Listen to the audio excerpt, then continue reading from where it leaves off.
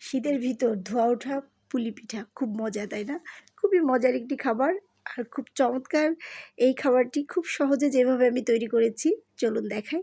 তো আমি প্রথমে পানি নিয়েছি, ফুটে উঠলে তার ভিতর দিয়ে দিলাম চালের গুঁড়া আর লবণ দিয়ে দিয়েছিলাম। এখন খুব ভালো করে আমি এটাকে সিদ্ধ করে নিচ্ছি। তো দেখতেই পাচ্ছেন একদম সিদ্ধ করে আমি সুন্দর করে চালের গুঁড়াগুলো ভালোভাবে মেখে নিয়েছি। তো এইভাবে আমি মেখে নিয়ে এখন একটু মোটা করে একটা করে বেলে নিচ্ছি। এর ভিতরে আমি দিয়ে দিচ্ছি হালুয়া রান্না। এটি নারকেল, চিনি, দুধ দিয়ে আর সমস্ত প্রকার গরম মশলা দিয়ে আমি রান্না করেছি। খুব মজার। তো দেখতে পাচ্ছেন আমি একদম সুন্দর করে একটা শেপ দিলাম। আর আমি বিভিন্ন প্রকার বানিয়েই দেখাবো। আর এই পিঠা কিন্তু বেশ মজার। আমি আরেকটাও নিয়ে নিলাম। এটা আমি হাতের উপর বানাবো। সেই কারণে আরেকটু মোটা রাখলাম। কেউ চাইলে অল্প বেলেও এইভাবে করে বানাতে পারেন। তো আমি এটা বানিয়ে ফেললাম দেখলেন। আরেকটা আমি নিয়ে নিচ্ছি। এটা আমি এই যে দিয়ে দিলাম ভিতরে সেই পুরটা। এই পুরটা যত মজা হবে, হালুয়াটা যত মজা করে রান্না করা যাবে, পিঠাটা কিন্তু ততটাই টেস্টি হবে। তো এটা আমি একদম সুন্দরভাবে দেখতে পাচ্ছেন বানিয়ে ফেললাম। এখন আমি কিন্তু একটু ডিজাইন দিয়ে দিচ্ছি। এটা যার একদম মনের মতো করে বানাতে পারবেন। এই তো আরেকটা বানিয়ে ফেললাম আমি একদমই সিম্পল। তো খুব সুন্দর বেশ কয়েকটা হয়ে গেছে। আর আমি আগে থেকে পানি গরম দিয়ে দিয়েছিলাম।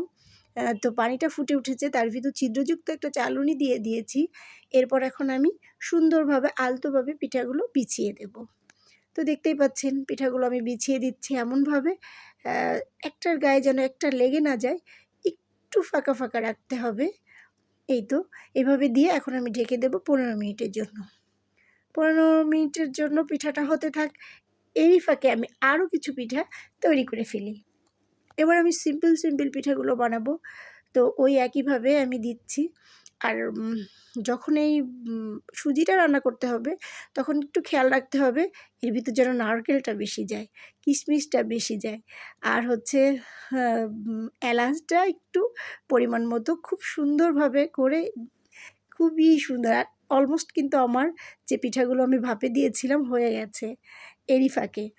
তো দেখতেই পাচ্ছেন কি চমৎকার। আর কিন্তু ধোঁয়া ওঠা এই শীতে এরকম যদি গরম গরম পিঠা পাওয়া যায় খুবই মজার, তাই না? আর চমৎকার এই পিঠাটা দেখতেই শুধু সুন্দর না, খেতেও কিন্তু অসম্ভব মজার। তো আমি আবারও যেগুলো বানিয়েছিলাম সেগুলো আমি অলমোস্ট আমি দিয়ে দিচ্ছি অলরেডি। আমি ঢাকনা দিয়ে আবারও এগুলো সিদ্ধ আবার হয়ে গেছে। তো এইভাবে আমি বেশ অনেকগুলো পিঠা বানিয়েছি। তো আশা করি এই সুন্দর চমৎকার রেসিপিটি আপনারা ট্রাই করবেন।